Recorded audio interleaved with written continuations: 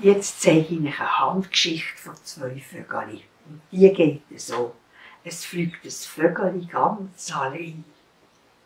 Schau, jetzt fliegen 2. Sie fliegen hoch, sie fliegen nieder, sie fliegen fort und kommen wieder. Sie picken Körnchen 1, 2, 3.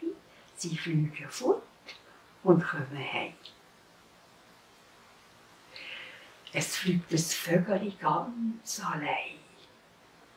Schau, jetzt fliegen 2. Sie fliegen hoch, sie fliegen nieder, sie fliegen fort und kommen wieder.